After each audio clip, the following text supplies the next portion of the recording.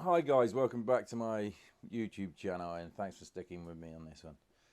Okay, hope everybody's had a good Christmas, not eating too much, and I hope you got lots of bike parts, maybe even a new motorcycle or clothing. Alright, so we're following on from element A of the CBT. I've done the helmet talk on the last video. This one is down to your gloves, okay? Now, my personal opinion of gloves is should be a legal requirement for riding a motorcycle. Think about it, okay? If you do fall off, what's the first thing you put down? Your hands. Okay, so it's important to protect your hands. These are your money makers, okay? Don't care whether you're a builder, you're a shop worker, or accountant. You use your hands to make your money, okay? And it's really important to wear gloves, regardless of what the weather's doing. Come on to the gloves then, okay? So, as a general rule, I use this one. So what I look out for when I'm buying a glove is I look for the extra layers of padding and stitching on the palms. Okay, so it's got the extra layers of leather there and the 2 layers double stitched all around here to give me some extra protection if I do come off my motorbike. Also, what you're looking for is the extra protection on the back there of the knuckles. Okay, another thing you're looking for is a good secure fastening around the wrist here. So this has got the boa lacing system, which is a bit of a fancy gadget from Knox gloves, okay, or Knox clothing. Works really well. It does give it a good secure sort of feel.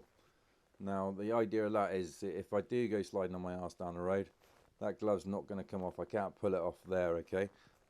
So make sure your fastenings are always done up. Now the different styles of gloves you want to go for we'll start off with one that I wear most, which is a nice lightweight summer glove. Okay, this is what we call a shorty glove. So same sort of principle, what you're looking for on a glove. Double layers of padding and protection on the palms there. Okay, extra layers of protection on the knuckles and a fastening to go around the wrist there. So it's a nice lightweight glove. The benefits of having something like this, and this is what I recommend to all new riders, is to wear a sort of glove like this, is you can feel your controls. It's not going to be too bulky, not too thick, so you'll be able to feel your controls quite well. Okay, and it will offer you a fairly decent level of protection. They've all got to come up to a certain standard, but they will offer you a good level of protection. But if you're a new rider, go for some lightweight gloves. I get it all the time on the runway when where we train is, oh, I bought the wrong gloves, they're too thick, I can't feel my controls. Okay, so I have to get a spare pair of gloves out of my van and let them use my gloves, and they find it a lot easier to control the clutch, the switch gear, the indicators and all that sort of stuff. Alright, so there's your lightweight summer glove, shorty glove. Alright, then we come on to your more mid-season glove. Okay, so when the weather starts to turn, it starts to get a bit chilly and you start having more rain, which is pretty much 12 months a year in this country. But if your hands get if you get a bit colder weather and the temperature drops and we do get a bit more rain, then you go for what's known as a mid-season glove. Again, with a mid-season glove, you've got double layers of stitching and lining on the palms here, extra layers of padding and protection on the knuckles. Alright, fastening that goes around the wrist, one fastening there stops the glove from coming off my wrist, then another one that just locks around the wrist further up the forearm. Okay, more of a moisture strap really, you keep that nice and tight and hopefully the moisture won't run down your sleeve and into your glove. Alright, now with these type of gloves, obviously not as thin as a shorty glove, okay, a little bit thicker, a little bit bulkier, so it is a little bit harder to feel your controls of your bike. Alright, so just bear that in mind if you are buying a mid-season glove this time of year. Also with these mid-season gloves and the winter gloves, what they do have in is a lining. Okay, now the inner lining can easily come out on some gloves, so when you take your glove off after you've been riding, just pull one finger at a time like so to make sure the lining comes off with the glove. Okay, and then grab the whole lot like so and then just pull it off and hopefully the lining stays in. Little tip for you, if a lining does come out, a lot of people used to use knitting needles, but I don't think anyone uses knitting needles anymore. So what we tend to use, especially when we're out in the field, out on the road, if that happens to a student who's got their own gloves, we normally use the brake lever or the clutch lever to push that lining back in and right up to the end of the fingers. Quite a good one to do. Alright, so that's your mid-season glove. Coming on to a bit thicker, bit bulkier now, we have the heavy duty winter glove. Now the heavy duty winter glove, huge great thing, look at the size of it, it's like a boxing glove. Got the extra layers of padding and protection on the palms there again. Double layers of stitching here, there and everywhere. Extra layers of padding on the knuckles. Okay, and then you've got the fastening to go around the wrist, like the mid-season glove, and the fastening there as well. These ones are actually heated gloves, so they've got a little battery pack that just plugs into them. You can get battery one or heated gloves which plug into your bike, but I'm not quite a fan of that. I will say these gloves charge time is about 2 hours, just over 2 hours.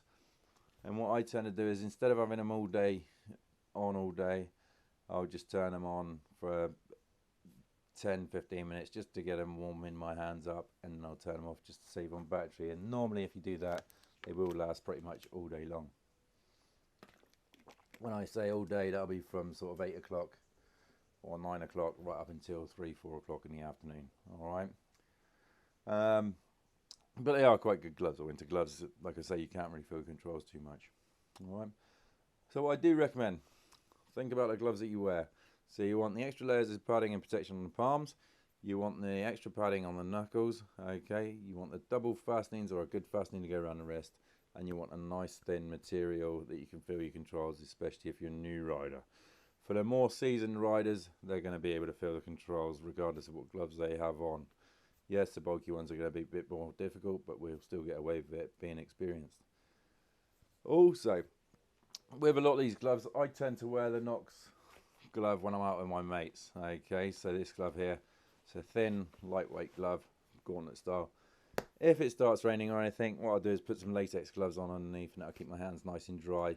Maybe warm if it gets a bit chilly in the evening rides or in the summer. Alright, but yeah, like I say, I recommend wearing gloves all year round. It should be a legal requirement like the helmet, because it's your money makers, you need to look after them.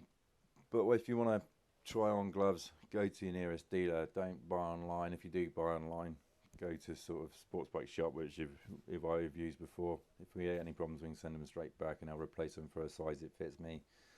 Okay, but be careful who you buy gloves off. Like I say, go to your nearest dealer, try them on, make sure they're good snug fit. What I will say with the textile gloves, normally when you put them on, they do fit quite well straight away, so you can move your hands quite well in them. Okay. Regards to your leather gloves, your more sportier racing style gloves, they tend to be a little bit stiff when you first put them on, but over a period of time they will soften up. The leather will get more supple. You can use products to sort of bed them in a little bit more, but the best thing to do is wear them around the house, just using them, making them, wearing them in. Alright, right, if you've got any questions, just leave a comment on the box down below. I think it is, I'm not sure. But yeah, there'll be another video next week of other things. On to the clothing, with the textile jackets, leather jackets, and then we'll go on to race leathers and textile trousers, and then there'll be a final video of footwear. Alright, right, ride safe, I'll catch you later.